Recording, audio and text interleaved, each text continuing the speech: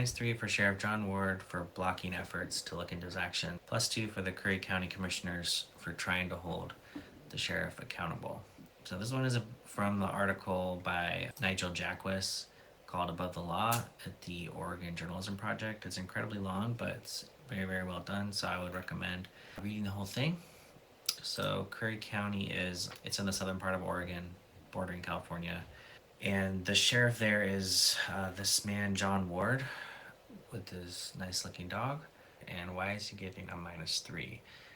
Basically, the reason is that, so in COVID, Curry County got a lot of money from the pandemic. And so they hired 50 more people, and then after the pandemic money went away, they need to get rid of these people. And so the county commissioners wanted to put forth a bond to ask people, hey, can you keep funding the sheriff department? And so then they asked John Ward, can you give us the financials so we can bolster our case to the public about why we need the money?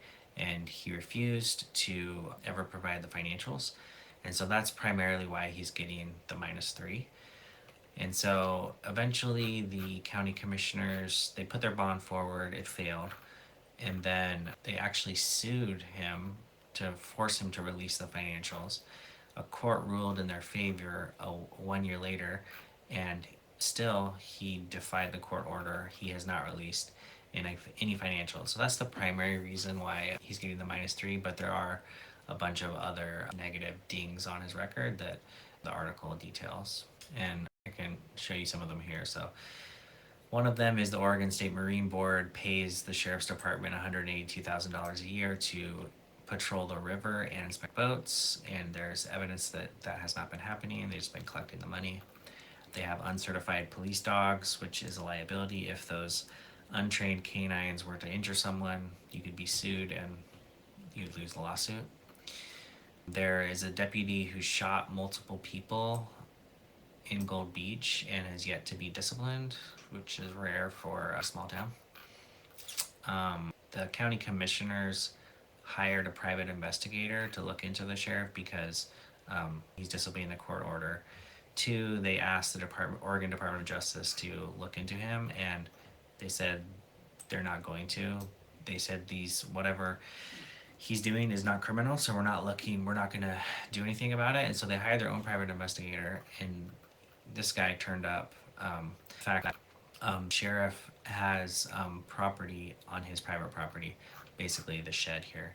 So a nonprofit gave the sheriff department a bunch of money, and they used it to buy equipment and a building to store the equipment in. But the trouble is the building is on the sheriff's land, and the deed for the building in his name is not in the county's name. So these are some of the other issues with the sheriff. But he still continues to keep winning his elections. The last one, he got 60% of the vote and appears to be pretty popular, even though the rep, Court Boyce, the longest serving rep in the Oregon House of Representatives, says he should, all the county commissioners currently say he should resign, but constituents still, it appears, continue to support him. So the -3 for failing to turn over of the sheriff's department, not his personal department, it is the public's department, and the public deserves to see how their tax dollars are being spent.